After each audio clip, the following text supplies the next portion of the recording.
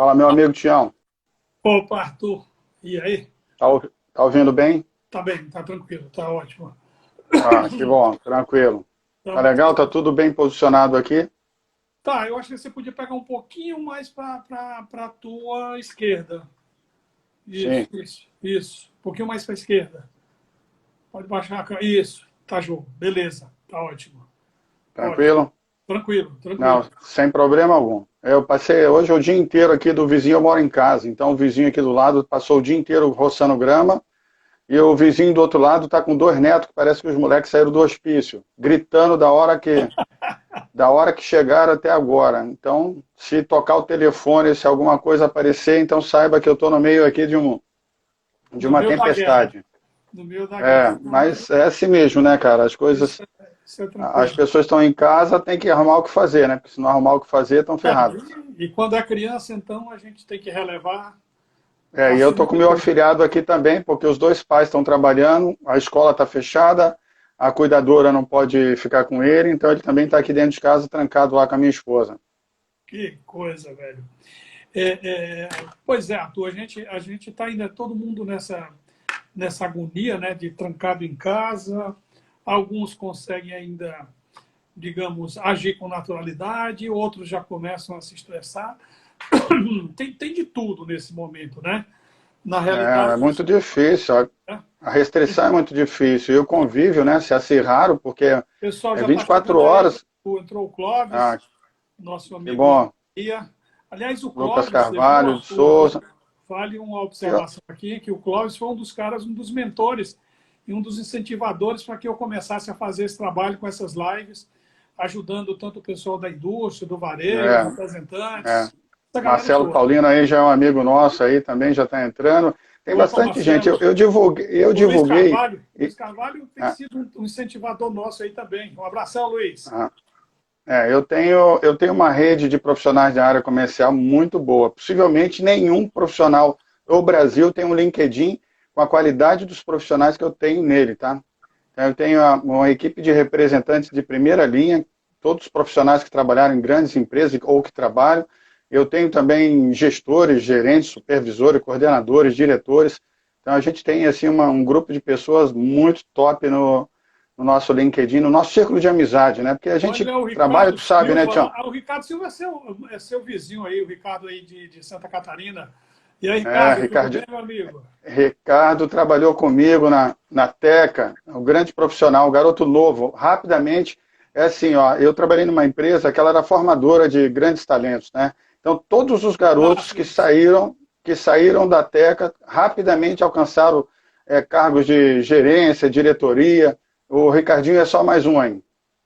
Que bom. O Jairo aí, Jairo lá do Piauí. E aí, Jairo, tá bom, meu irmão? Bem-vindo. Tranquilo, deve ser amigo do Sávio lá do Sebrae, do FCDL. Mandei um recado recente lá para o pessoal do Piauí. Vou com constância lá para Floriano, para Teresina. Fiz o Liquida Teresina antes da Black Friday, foi bem bacana. Lotamos lá o teatro lá. Bacana, show, cara. Pois é, estamos aí já se É, aproximando do início, o pessoal começa a tranquilo, chegar. falta mais um minutinho para a gente começar pontualmente, né? Ou seja, Esses você quatro, está cinco gravando, minutinhos Tião? aí. A Josivane de Manaus chegando aí. Um abraço, Josi. Você está gravando, Tião? Tá, vai ser gravada, vai ficar toda Ah, gravada. então grave a live aí que depois eu quero botar no meu IG. Eu vou gravar e vou colocar o Engenho Cantareira entrando, o Paulinho lá de São Paulo, a minha mulher Ah, me bacana. prestigiando também, a família também, cara. Tranquilo, cara. Ai dela que não prestigie, né, cara? Ei, Tem que dar quórum aí, né? Tem que dar quórum. A última live que eu fiz concordo. deu 2.200 pessoas, cara. Foi bem bacana, cara. Fiz para uma grande indústria aqui de Santa Catarina, né? A Brandly, é uma empresa de moda infantil. Eu Os caras conheço. são, os caras estão muito conectados e focados nos seus clientes, né? Então a Uhum. gente conseguiu fazer aí. A gente vai falar mais para frente aí quais são as ações que as grandes indústrias podem fazer para ajudar seus varejistas, né? Esse, Esse, esse, esse é um dos questionamentos que eu tenho marcado aqui para a gente trocar uma ideia, né, sobre essa relação. Oi, Jaqueline. A Jaqueline é uma grande varejista lá do Espírito Santo, viu? essa Ah, beleza. legal. Aí são. Legal, legal, Aí legal. é madrinha nossa lá do Espírito Santo, lojista de muitos anos, tem uma rede de lojas lá muito bacana, a melhor rede de lojas lá do Espírito Ó, Santo. representante da Malve no Amazonas, trabalhei com a equipe da Carinhoso, da Enfim, uma É empresa a Rose, fantástica. representante da Malve lá, uma amiga nossa. É, tranquilo. O Guilherme Weger, garoto novo, já presidente de uma empresa gigantesca, com uma responsabilidade gigante, grande empresa também. Pô, que bacana, cara, bacana. Muita gente boa chegando aí.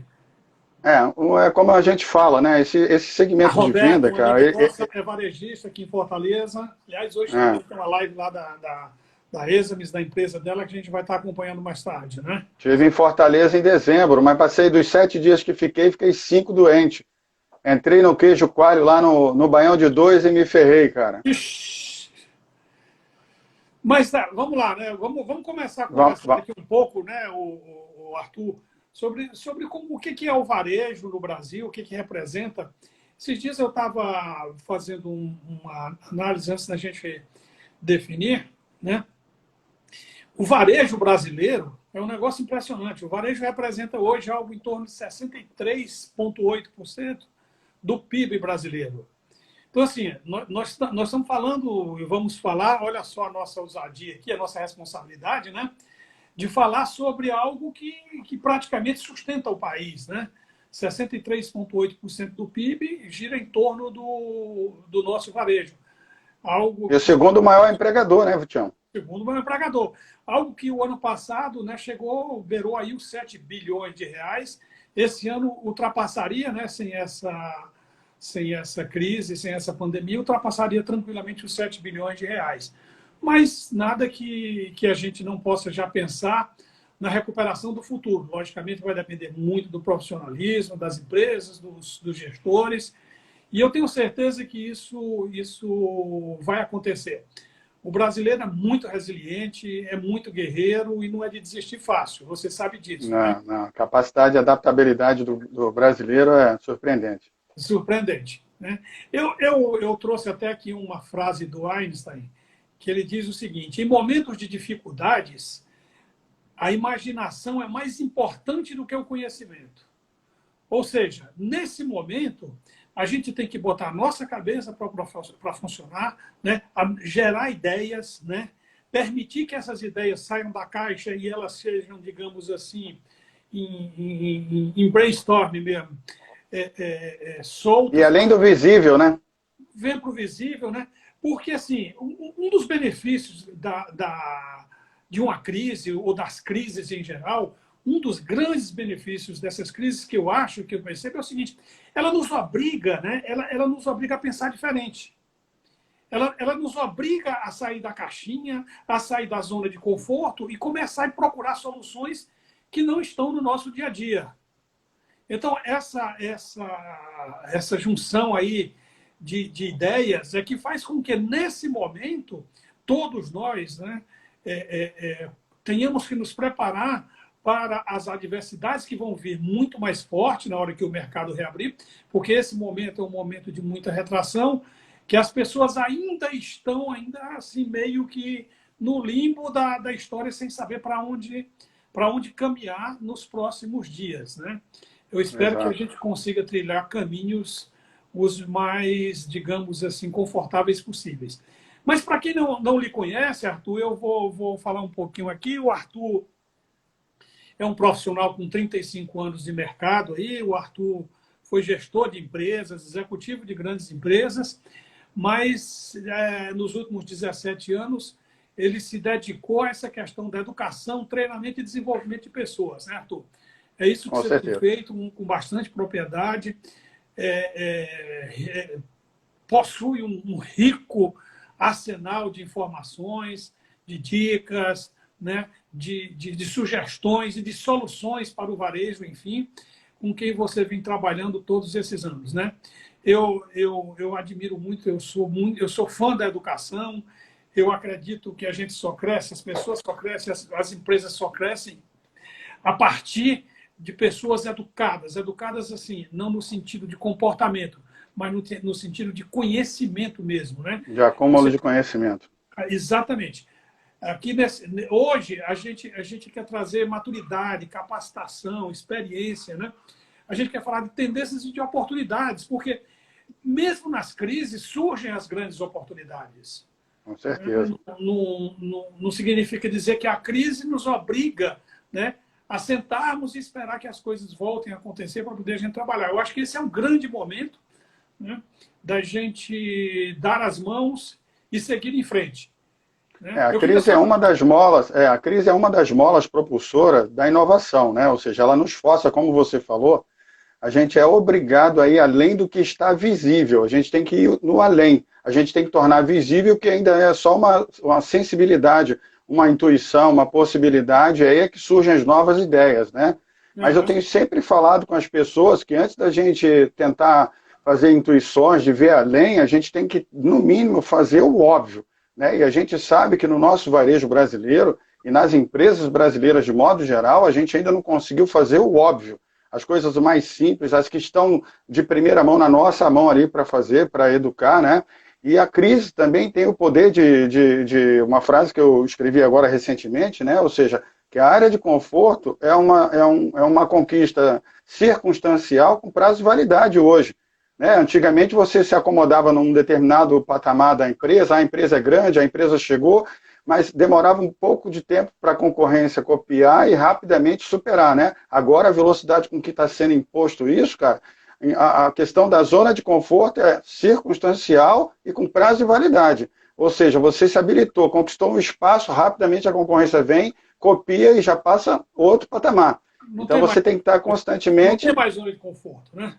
Na realidade, hoje a gente vive um mundo em ebulição, um mundo que tem uma velocidade de criação e informação que jamais se imaginava que chegaríamos a esse nível.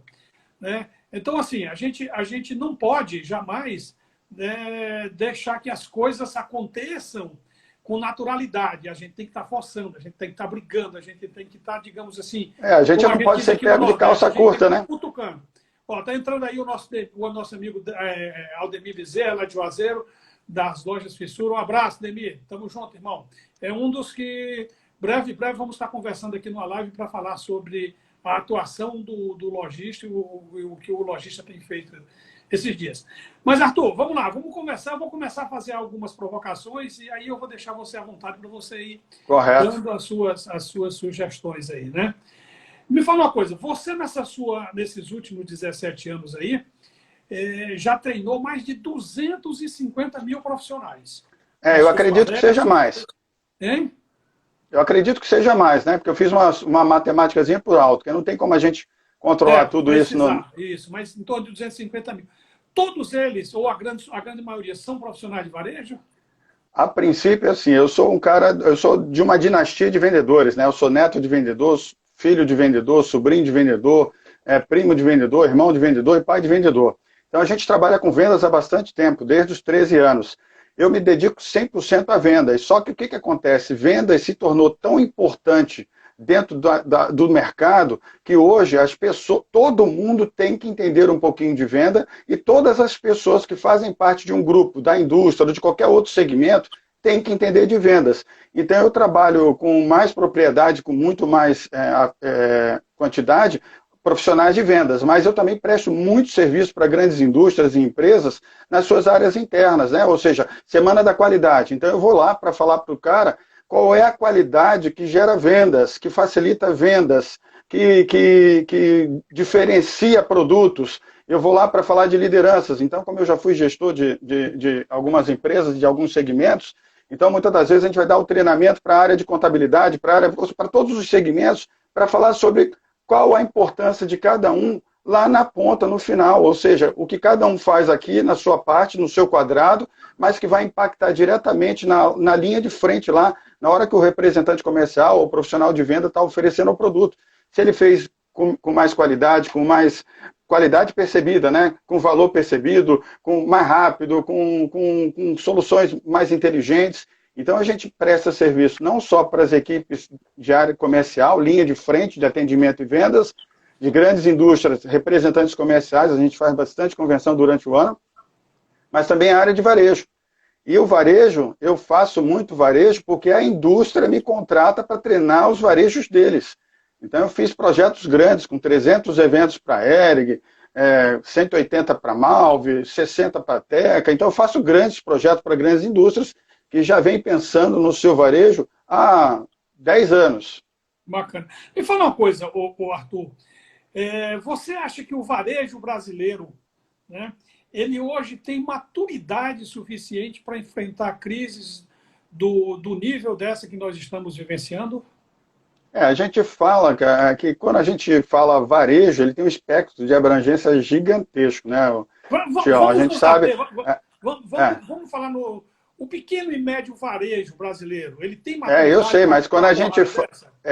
tranquilo, mas quando a gente fala o pequeno e médio varejo, vamos falar de confecção. Aí eu tenho pequeno e médio que trabalha só com infantil, só com feminino, só com masculino, trabalha com os três, com linha alta, com linha baixa. Então, cada um foi atropelado por essa crise, porque eu digo o seguinte, que essa crise é como se a gente estivesse numa estrada, Tião, de barro, viajando com a família, e de repente passa um bitrem daquele gigante com 200 eixos, e levanta aquela nuvem de poeira, e te deixa num ambiente totalmente sem chão, tu não sabe, tu não tem noção do que está para frente e do que vem atrás. A única coisa que tu tem que saber é que tu não pode parar, porque se vier um carro atrás, outra carreta dessa, vai te atropelar. Então, mesmo com a poeira, mesmo com todo esse problema, a gente tem que continuar andando. O que eu acho é o seguinte, é que o varejo, nosso brasileiro, aquilo que a gente estava conversando inicialmente, ele é muito inventivo, ele se adapta como é que eu posso falar? Ele se prepara para o ambiente rapidamente. Então a gente está vendo que tem muita gente que vai ficar pelo caminho, porque toda crise é como se você passasse uma peneira assim num determinado lugar, alguns vão ficar e outros vão partir. Então a gente sabe que quem já estava debilitado, quem já não estava fazendo as coisas básicas, as óbvias, com certeza está penando muito mais do que outros, né?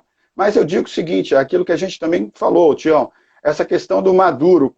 Está preparada, está maduro? Para essa crise, nenhuma empresa estava preparada. Me fala uma coisa, você já treinou aí, entre esses milhares de participantes do seu dia a dia, você treinou muitos empresários do segmento do varejo, muitos, né? Com certeza. Quais são as deficiências que você encontra nesse grupo de empreendedores? Quais são as deficiências hoje do pequeno varejo, médio varejo? Isso, o tempo vai passando, eu estou com 35 anos de varejo, trabalhando no varejo ou para o varejo, e os anos vão passando, e algumas coisas vão ficando e não se modificam nunca, né? Então, uma delas que a gente sempre fala não investir em informação. O varejo pouco, o dono da loja pouco investe em tecnologia para se informar, gerar dados, ele pouco estuda, poucos varejistas estão se investindo em capacitação, em formação, fazendo cursos esporádicos. A gente presta serviço para uma infinidade de grande indústria, como eu falei, a gente convida os lojistas, seus vendedores, suas pessoas, e grande parte dos lojistas não vão, simplesmente não vão, mandam os funcionários e não vão. E aí eu sempre digo o seguinte, cara, se o negócio existe porque ele teve uma ideia, porque ele fez aquilo acontecer, como é que ele não pode estar oxigenando a sua cabeça constantemente? Então, oxigenar a cabeça tem que ser constante. Outra coisa que a gente vê é que as pessoas dele não são atualizadas, não se investe em treinamento. Então, você pega as pessoas, geralmente no varejo, como é que funciona? Tinha você que também... Vamos já falar nisso aí, a minha primeira dúvida é assim, então vamos outra coisa. Outra coisa também. Outra coisa que a gente fala também, que o lojista, de modo geral, ele acredita que só preço vende. E a gente sabe que preço é só uma das variáveis de tudo que ele precisa fazer para fazer efetivar vendas, né? Então, a gente tem que começar a colocar no varejista que ele é extremamente importante, porque tudo surgiu dele, da ideia dele, da vontade dele, da determinação dele. Então, portanto, ele tem que estar constantemente atualizado, bem informado. isso ele não está fazendo com a necessidade que precisa, ele tem que fazer mais, tem que buscar mais. A respeito disso, você falando em preço, assim, esses dias eu estava vendo uma pesquisa americana muito interessante. Aliás, essa pesquisa foi feita nos Estados Unidos e em vários outros países. Empresas de varejo que queriam saber o seguinte: qual é o real motivo que eu perco meu cliente? Aí muita gente dizia assim, eu perco o cliente porque a concorrência rouba meu cliente. Eu perco o cliente porque ele vai embora, muda, vai morar em outro lugar. Eu perco o concorrente, eu perco o meu cliente porque ele está comprando coisa mais barata. A pesquisa revelou uma coisa totalmente diferente. A pesquisa diz o seguinte: 7 entre cada 10 clientes que uma empresa perde, ela perde por deficiência no seu atendimento. Ou seja, a coisa não está ruim para o cidadão, para a loja, para o lojista, porque ele paga muito imposto, porque o aluguel é caro, porque a concorrência é desleal, porque o mercado está ruim. Ele perde muito cliente, ou seja, 70% dos clientes que deixam de comprar do cara é porque atende mal. Né? Falta de zelo. A gente fala que as pessoas estão mudando, Tião. As pessoas, os clientes, quando a gente fala pessoas, os clientes estão mudando, eles estão muito mais exigentes, muito mais apressados, muito mais intransigentes, muito mais tudo. E se a equipe de vendas e de atendimento não estiver preparada e olhando para esse cliente em transformação, em constante transformação, e tentar entregar para ele a melhor experiência de atendimento e vendas, vai perder. Porque os clientes hoje eles mudam com uma facilidade assim muito rápida, porque o mercado está mega pau ofertado. Eu presenciei isso, eu vivenciei isso, viu, Arthur, de ontem para hoje, né? As lojas ou as empresas em geral, seja de qualquer segmento, elas estão correndo para tentar fazer um serviço online, certo? Eu tentei, eu precisava mandar fazer um adesivo. Eu queria colocar aqui atrás desse painel um adesivo com a minha logomarca. Então, assim, eu liguei para uma das maiores empresas aqui em Fortaleza, desse segmento, ontem. Aí a moça me pediu, tá bom, eu falei com a profissional lá. Ela falou, o senhor me manda a arte por e-mail. O arquivo? Eu mandei o arquivo por e-mail.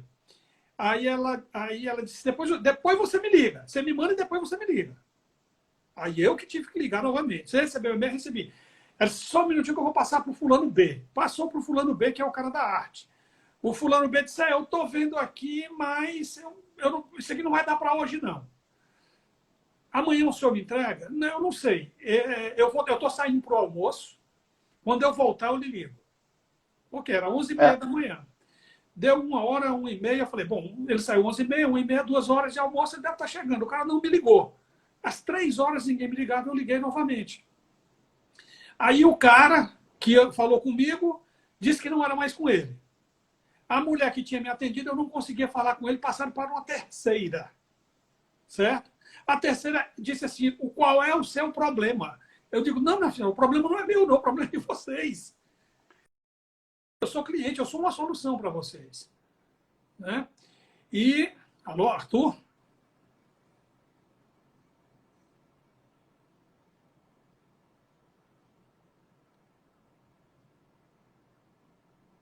Só um minutinho, pessoal, acho que aqui caiu a conexão com o Arthur. Só um minutinho, estou chamando o Arthur de volta aqui, deu um probleminha, caiu a conexão dele. Aqui. Caiu, estamos de volta já, Tião. Eu então, entendi. Assim, você já estava falando com a terceira, quarta pessoa. Que queria que eu novamente contasse toda a história, o que é que eu precisava, qual era meu e-mail, qual era a cor que eu queria do adesivo, qual era isso. Ou seja, as empresas... Falta de zelo. Eu desisti, eu falei, não, deixa, moça, não precisa. Está muito complicado para vocês, então assim, falta de zelo, falta de respeito com o cliente. Desde ontem que eu tentava conseguir uma solução e não conseguia. Então, quer dizer, essa empresa, provavelmente ela vai reclamar nos próximos dias que não está conseguindo resultado mesmo fazendo um trabalho online. Mas como é que ela consegue resultado se ela não consegue atender os clientes? E essa sua experiência aí, ela é uma realidade bastante grande em muitas empresas. Os donos nem sabem do quanto estão perdendo. Por quê? Porque não treinou as equipes com esse zelo com o cliente.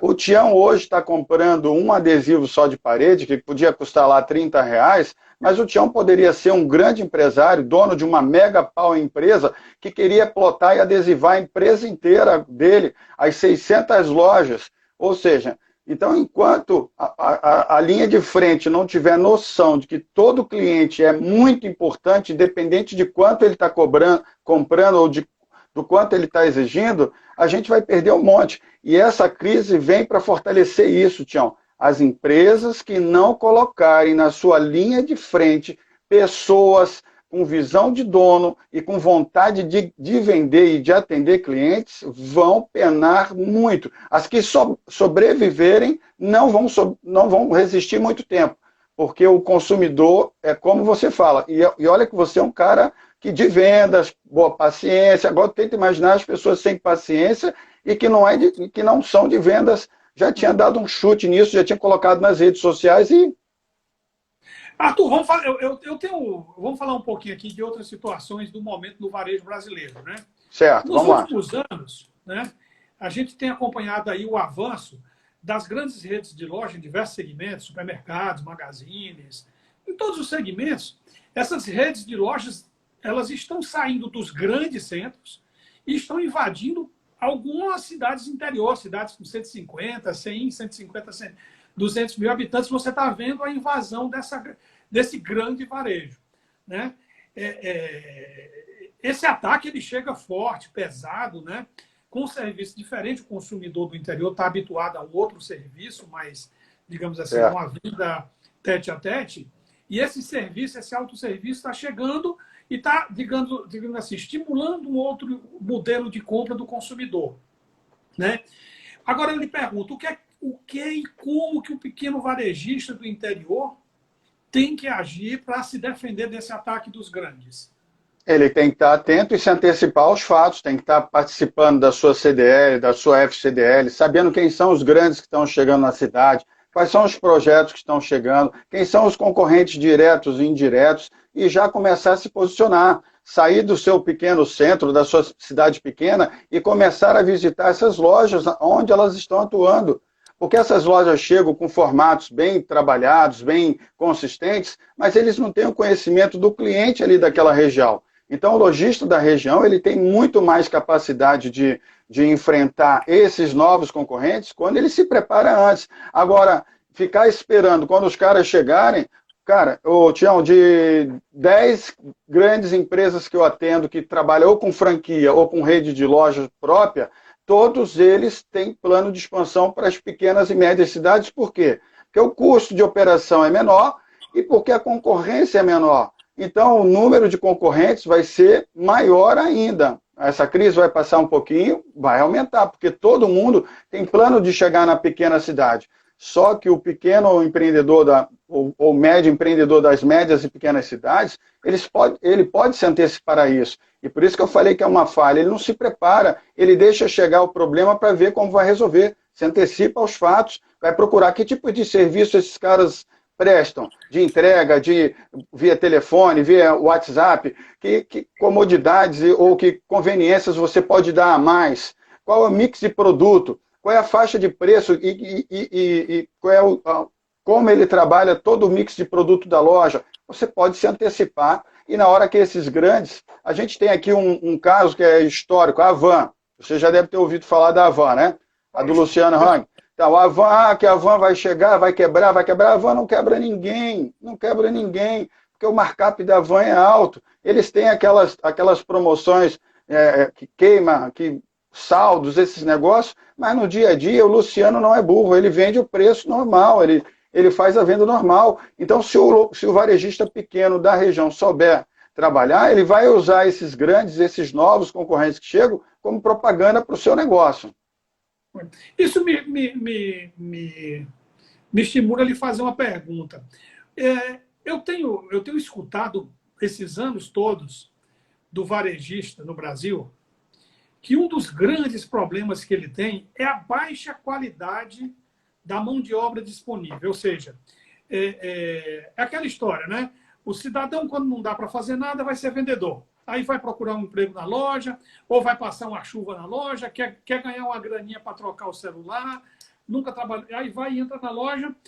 Então, assim, a rotatividade é altíssima, turnover é Gigante. altíssimo, e o lojista continua, né, o varejista continua dia após dia se queixando. O meu problema é a falta de mão de obra preparada, né? Como solucionar essa falta de profissional capacitado a atender no varejo?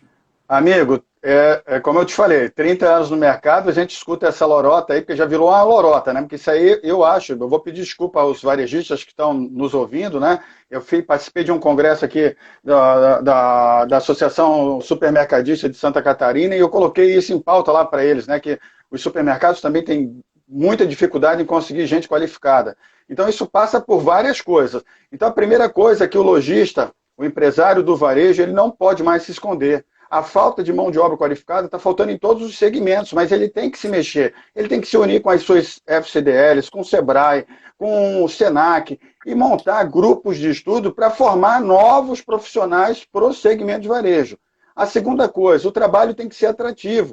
Não só atrativo, que trabalhar no varejo é muito cansativo, é 10 horas em pé, cobrança, cobrança, cobrança, então tem que se formatar uma forma de remunerar essas pessoas de forma mais adequadas. Então a gente ainda vê que uma infinidade de varejistas só paga fixo, vendedor que ganha fixo não fica na loja, difícil, você tem que pagar fixo e variável. Ele tem que ter uma parcela de esforço do mais. Eu atendi recentemente também lá em Rondônia, uma rede de lojas, rede de lojas de eletrodoméstico. Cara, tinha uma vendedora que ela ganhava R$ 8.000 por mês. Comissão, comissão. E o time inteiro, Tião, assim, ó.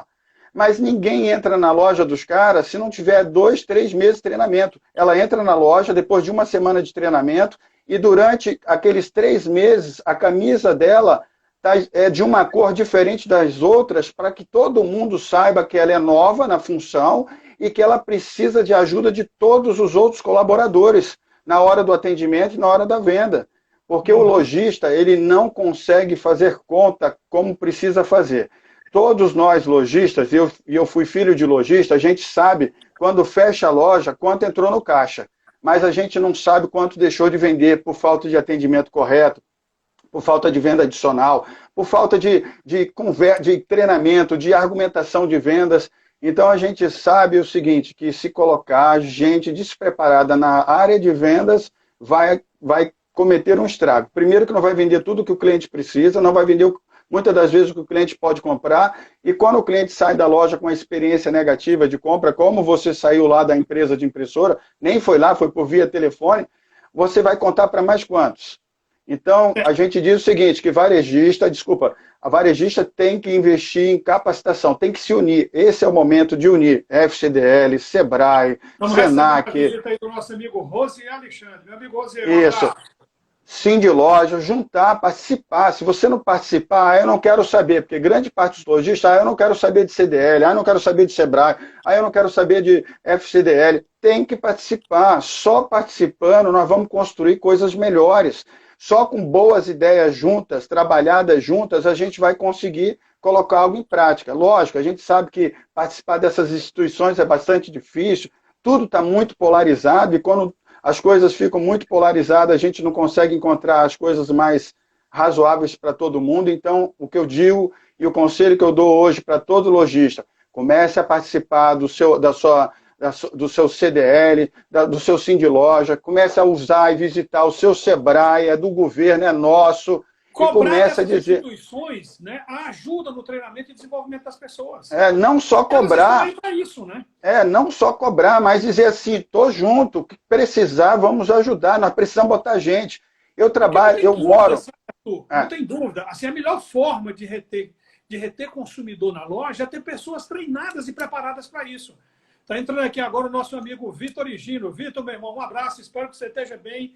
Esse foi um que caiu aí nas malhas do Covid, mas está bem, já reagiu. Tranquilo, com a graça de Deus. Meu irmão.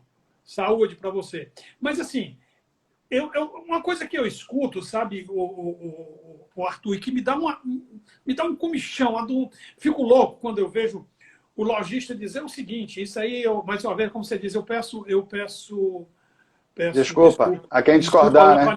Mas você tem que escutar isso também. Então tem varejista que diz o seguinte, eu não vou investir em treinamento desses caras, porque eu treino o vendedor hoje, daqui a pouco dias ele vai embora, fica caro para mim. Aí eu vou fazer uma pergunta, não para você, mas eu vou deixar essa pergunta no ar. O que é mais caro? Você desenvolver um cara e ele ir embora daqui a 6 meses, ou você ter um cara barato, mal treinado, atendendo mal, expulsando a tua clientela de dentro do teu negócio? Onde é que você perde mais dinheiro? É igual a campanha do Tostini, né, Tião? Lembra da campanha do Tostini? Vende mais porque é fresquinho ou é fresquinho porque vende mais? Exatamente. Entendeu? Assim, a gente falou da questão da invasão aí pelo interior dos grandes magazines. O Holanda fez uma observação aqui. As lojas americanas, o projeto dela agora é ir com a Americanas Express para cidades a 50 mil habitantes. Então, gente, a coisa está indo. Americanas não atinge um público, digamos, de calçado, de confecção, disso, daquilo, outro, mas daqui a pouco as outras vão também com lojas modeladas para o interior. Então, o lojista do interior, mais uma vez, tem que se preparar. Ele tem que trabalhar o seu negócio. Né? Todas elas vão e estão criando formatos menores para ir para pequenas e médias cidades. E outra coisa... Porque eu pergunto o seguinte, Arthur, só uma pergunta nesse sentido. Certo. No interior ainda funciona fortemente, né, o relacionamento de vizinhança. Né? Assim, o cara recebe o produto, liga, eu vou ligar para o Arthur, vou ligar para o Tião, vou ligar para o Luiz, vou ligar para o Vitor, que aí o cara vai na loja, compra, Esse relacionamento de vizinhança ainda é muito forte. Ótimo, beleza, isso não é ruim. Isso é muito bom, isso ajuda a manter o teu negócio, né?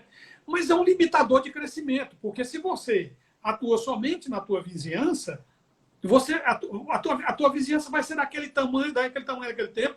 Outra coisa, a tua vizinhança vai envelhecendo, você não sabe se os herdeiros da tua vizinhança vão ser teus clientes. Como é que o que é que o lojista pequeno, o lojista médio do interior tem que fazer? O que é que ele deve fazer para fugir, né, dessa, digamos assim, dependência da política de vizinhança? A vizinhança, Tião, é uma realidade que veio para chegar, porque as pessoas, principalmente nos grandes centros, elas estão com medo de sair por causa da violência, porque é caro, porque não tem onde estacionar, porque tem poluição, e agora porque é um Covid. Então a gente já vê que até supermercados estão fazendo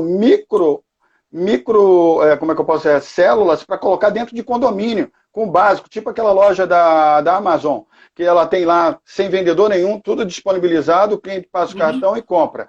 O que eu falo pro lojista em cima disso que você falou aí, que os consumidores vão envelhecendo? A realidade que a gente convive e assiste em todo o Brasil é que o cara começa a loja dele, é um sucesso, ele tem um monte de clientes, mas o consumidor vai envelhecendo e a loja vai envelhecendo junto, na forma de apresentar, nos balcões, a comunicação, tudo vai envelhecendo junto. Aí daqui a pouco vira a loja da tiazinha, da vozinha, e aquele novo consumidor já não se identifica com as cores, com a comunicação daquela loja, com o uniforme daquela loja. Então, a dica que a gente dá, lógico que a gente sabe que agora ninguém tem grana para fazer mudanças radicais, mas é dar uma cara nova, dizendo assim, eu sou novo, eu tenho 50 anos de experiência, mas eu só sou novo há mais tempo, mas eu continuo novo, tem bons produtos, aqui você vai ser bem atendido, tem que reforçar isso. E a questão da vizinhança, esse pequeno varejista, ele tem que aproveitar a onda agora e começar a usar a tecnologia a seu favor. A tecnologia é uma janela de oportunidades, Sebastião, infinita. Você pode oferecer e vender no mundo inteiro. Pode comentar isso. Né? A internet, entendeu? Ela é, digamos assim, um campo vasto, entendeu? Imenso. Inexplorado ainda. E assim, para o pequeno que ainda não tem condição de investir num e-commerce, investir muita grana em tecnologia, ele pode se cadastrar no marketplace, no Alibaba, no Amazon, no Magazine Luiza, cadastrar os produtos dele e vender para o mundo inteiro. É uma questão de olhar para o que sobrou dessa bomba que caiu nas nossas mãos, ver o que você tem estoque, tem fornecedores, tem representantes que te atendem, você tem conhecimento de produtos, sensibilidade de consumidor. Então, como é que eu faço para potencializar tudo isso que eu acumulei durante esses anos inteiros e colocar na rede. Essa é uma alternativa. Mas na presencial, ele tem que continuar explorando as campanhas que estão aí, compre do bairro, compre do varejista brasileiro, explorar isso em todas as comunicações. Beleza. O Demir, que é lá de Juazeiro, que é um lojista tradicional, um cara que tem... Esse é um cara que não deixou a loja dele, o negócio dele envelhecer.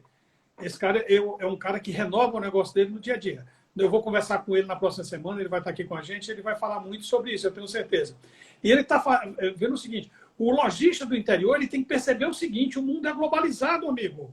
E não é só a cidade grande que está se globalizando, não. A cidade pequena, né, ela tem que entrar nesse ritmo, ela tem que correr, porque as informações elas estão disponíveis a qualquer hora, em qualquer lugar. E eu conheço, Tião, lojista de cidade pequena e de média cidade, que pode ir o concorrente que quiser, que ele vai dar pau nos caras, porque o cara é bom pra caramba, loja atualizada, atendimento de primeira, da hora que entra dentro da loja é sorrindo, as garotas felizes, conhece o cliente pelo nome, o dono trabalha dentro da loja, encosta o balcão e está participando, o que você precisa, como eu vou te ligar, eu vou te mandar. Então, o grande vai chegar no pequeno, o grande vai chegar na média cidade e vai arrasar? Não, vai arrasar quem estiver despreparado, estiver acomodado. Agora, quem estiver acompanhando, se preparando com antecedência, vai fazer...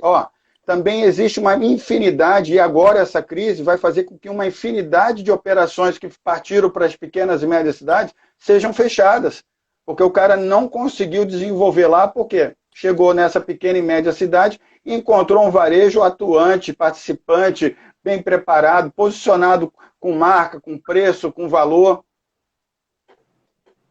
Me fala uma coisa, vou mandar um abraço aqui para o meu amigo Maldonado, lá de São Paulo, que está entrando com a gente. A gente está com o Brasil todo hoje aqui na nossa rede.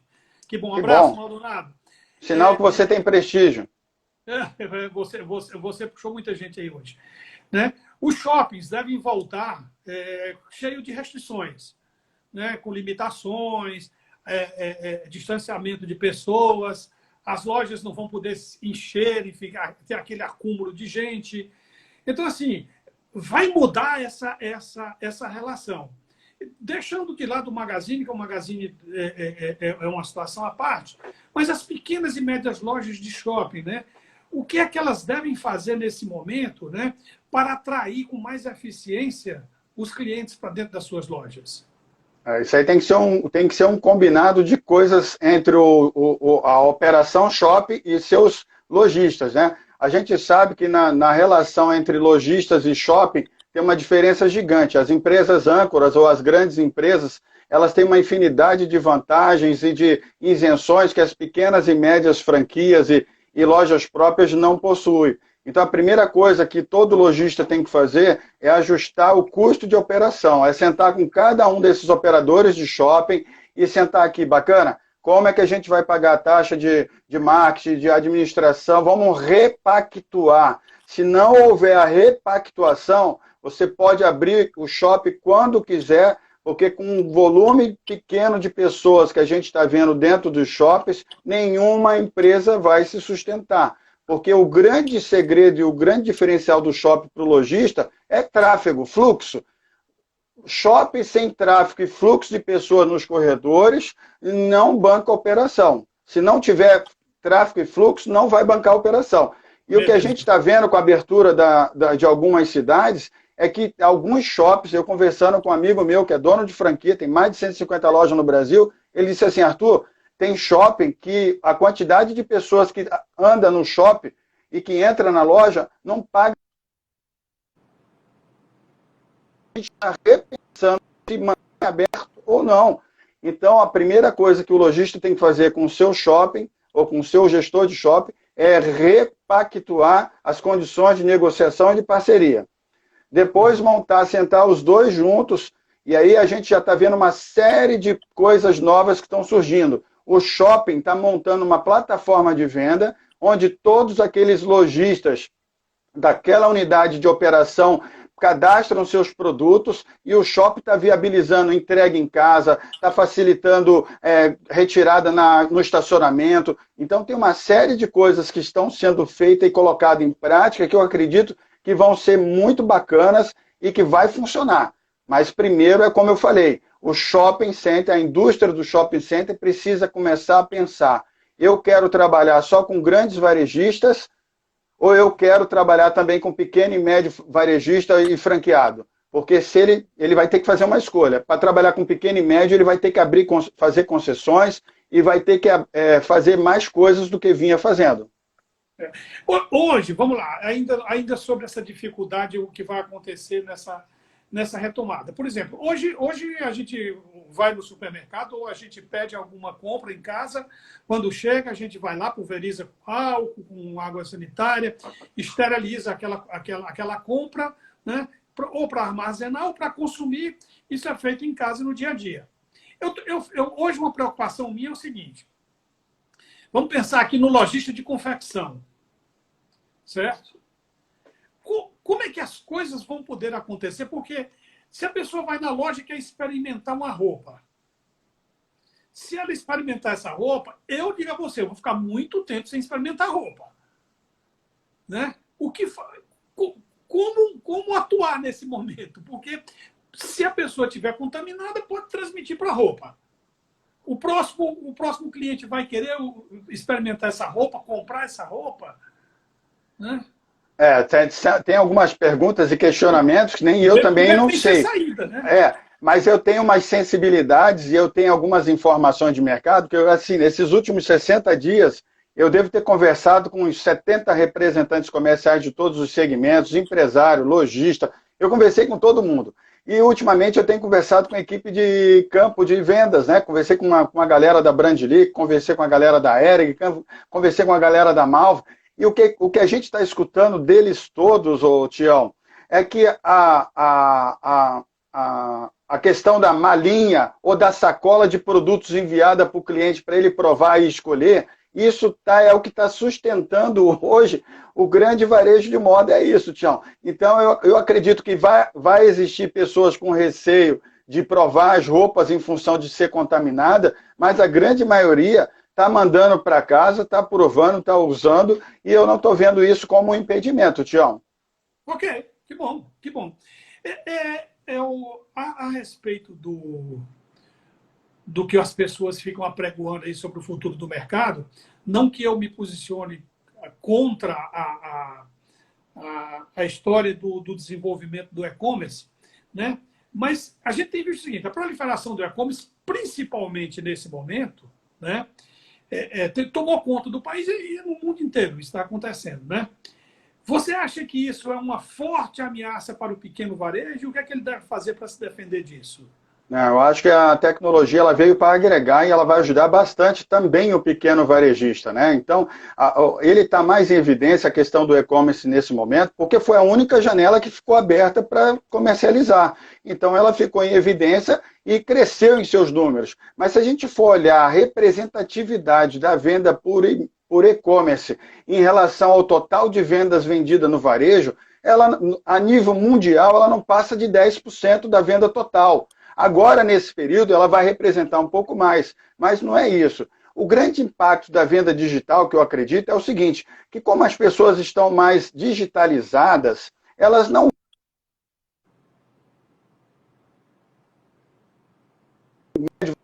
Todos os registros, eles vão perder uma parcela importante daquela compra por impulso, que eu estou saindo e vou comprar aqui alguma coisa. As pessoas estão saindo muito mais informadas e sabendo o que querem, porque estão com pouca grana, estão mais receosas. Então, a questão da tecnologia, ela veio e vai ser cada vez mais conectada com o mundo físico.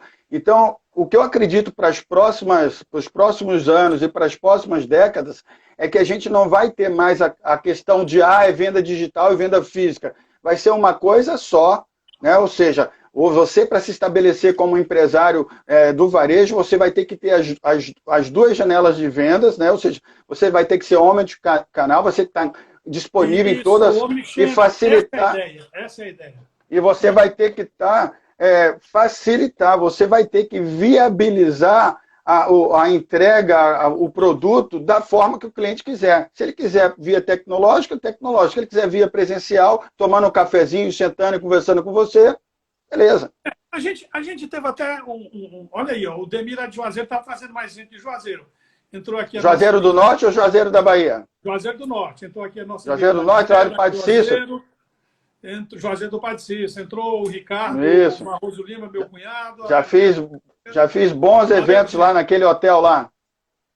Deixa eu te falar. A gente viu essa semana passada aí um fato interessante. Em Paris, né, na França, foi autorizada a volta, digamos assim, do varejo. O comércio reabriu. E aí teve um fato interessante. As lojas Zara abriram anunciando uma promoção. E aí o que nós vimos nesse momento? Um aglomerado de pessoas, nós estamos falando da França, de pessoas culturalmente evoluídas, não estou falando do primeiro mundo, mas um aglomerado de pessoas se acotovelando na porta das lojas Zara, mesmo sem saber o que iam comprar. O repórter perguntou, falou, não sei, eu vou entrar na loja, eu quero entrar na loja, eu não sei o que vou comprar. Ou seja, isso é uma resposta, sabe, assim, o Arthur. As pessoas falam assim, ó, quando o mercado voltar, o novo mercado, as vendas físicas vão se acabar. Esse fato em si, para mim, mostrou que não é bem assim. As pessoas estão loucas e ávidas, entendeu, para vivenciarem a compra. Isso não sou eu que estou dizendo, não são palavras do Tião. Eu não criei esse fato é um fato que aconteceu em Paris, onde as pessoas se acotovelaram na porta da loja Zara para fazerem as suas compras presencialmente. Ou seja, você acha que realmente o varejo físico será tão afetado como está se pronunciando aí pelos profetas do Apocalipse? O que eu sei te dizer é que não dá para saber se a gente está no início dessa crise, se a gente está no meio, se a gente está no fim. Esse episódio da Zara lá na França... Eu não quero avaliar se eles estão certos ou estão errados. Lógico. Eu me abstenho disso. A proposta dessa live não é não são ter afirmações, mas sim ponderações. Não é isso? Exato. Então vamos lá. Então esse episódio da Zara tem uma série de coisas que a gente tem que analisar. Primeiro, os caras da Zara foram inescrupulosos. Eles botaram promoção com até 70% de desconto no produto, sabendo que isso poderia demandar e gerar um tráfico de pessoas irresponsável dentro da loja que eles não estavam preparados para atender.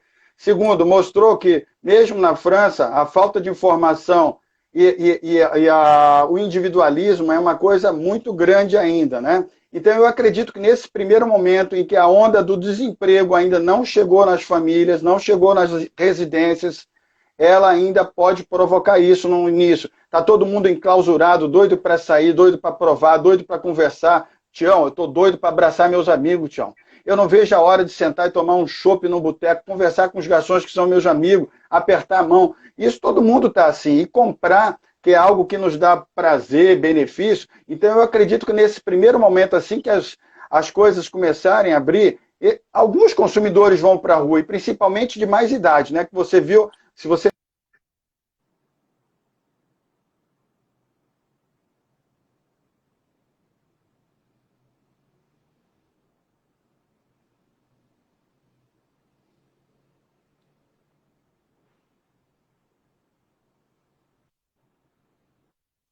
Assim, ó, mais para frente, quando começarem a sair os dados do número de empresas quebradas e de desempregados no Brasil, eu acredito que o consumidor brasileiro, que também já está escaldado, nós estamos mal saindo de uma crise de 4, 5 anos. Ele já estava muito prudente com seus custos, com suas despesas. Então, eu acredito que ele vai botar o pé no freio. Ô, Tião, eu acredito que a gente ainda não tem convicção para apostar que vai parar ou que não vai parar, mas o meu sentimento como consumidor e como um cara que está no mercado há 35 anos é que a gente vai ter uma queda de venda bastante acentuada, porque vai todo mundo querer primeiro pagar o quê? A água, a luz, comida e colégio. E o resto vai ser... Você acha que com essa situação, alguns segmentos serão mais afetados do que outros no varejo físico? Ah, com certeza. Tem alguns, tudo que não for relevante para casa, ele vai ser mais afetado. A gente está vendo aí as concessionárias de automóveis, Tião, os números de concessionárias que serão fechadas e que o cara tinha lá o cara era um dono de concessionária que ele representava 4, 5 bandeiras de marcas de carro. Ele vai concentrar tudo numa só. Então, carro, autopeça, perfumaria, os indicadores que a gente vê de coisas, bebida. O segmento de bebida teve uma queda significativa nesse período de pandemia, e isso tende a ficar um pouquinho mais. Então, eu não tenho dúvida que alguns segmentos vão ser totalmente afetados. O meu segmento, Tião, eu sempre fui um cara de eventos presenciais, eu não estava inserido no mundo digital. O Arthur, no mundo digital, ele é um desconhecido. Então, eu estou começando agora. O meu segmento, talvez em novembro ou dezembro, eu consiga fazer um evento presencial. A minha sorte é que eu sou conhecido e algumas grandes empresas estão me contratando para fazer lives exclusivas para seus clientes. Então, o resultado tem sido também bastante bacana. Legal. Muito bom, muito bom. Não sei se eu atendi, Tiri. Me fala uma coisa. Cita-se muito, ou fala-se muito, ou se discute muito, ou se profetiza muito, eu não sei exatamente nem que termo utilizar, mas assim, fala-se muito que o consumidor vai mudar, certo? É provável que sim, em algumas situações o consumidor, e eu sou consumidor, você é, todos nós somos, a gente está pensando em algumas coisas que a gente hoje sente que é supérfluo e talvez a gente nem precise continuar utilizando ou comprando com a mesma frequência, né? Ou a mesma quantidade. Né? Quais são as mudanças que você efetivamente enxerga no comportamento do consumidor? O consumidor, a gente diz que não é que ele vai mudar agora por causa dessa crise. O consumidor ele vem mudando em função do quê? Em função da sociedade em que ele habita e em função da economia onde ele existe, né? Então a gente está passando 60 dias em casas onde os consumidores tiveram acesso ou tiveram a restrição a acesso de uma infinidade de coisas. Eles passaram a fazer, a produzir, a provar, a enjambrar, a testar. Então uma série de coisas que eles provaram no seu enclausuramento, eles vão olhar com outros olhos na hora. Será que eu preciso de ter... Eu pergunto para ti, Tião, se eu for na tua casa e olhar dentro do teu guarda-roupa, tu precisa comprar uma camisa nos próximos 12 meses? Provavelmente não. Tu precisa comprar um sapato nos próximos 12 meses? Tu precisa tocar o teu carro nos próximos 12 meses, Tião? Essa é que não preciso mesmo. Não, então se a gente... Só um minutinho. Deixa eu te falar. O Instagram está me avisando aqui que vai terminar. Vai terminar. Então eu vou fazer o seguinte, eu vou encerrar, ok? Certo. Vou somente demorar uns 2 minutinhos para salvar essa primeira parte e aí eu volto. Certo. Pessoal, não percam, não nos abandonem, por favor, porque tem muita coisa boa. O pessoal, o representante... Tu tem o número de pessoas participando, Tião? Hein? Tu tem o número de pessoas participando aí? Aqui, eu não estou vendo aqui nesse momento, mas eu vou levantar na volta, a gente vê. Mas dá 59 aproximadamente aqui nesse momento. Então, tranquilo. Assim, vamos voltar, pessoal. Tem muita coisa boa para a gente ver. Não nos abandonem, por favor. Vamos marcar um horário, então? Vamos marcar 4 horas em ponto, Tião? Isso aí, estamos voltando, é rapidinho. É só encerrar aqui e volta, tá bom? Tranquilo, então. Eu estou te chamando de volta, beleza. Grande abraço a todos.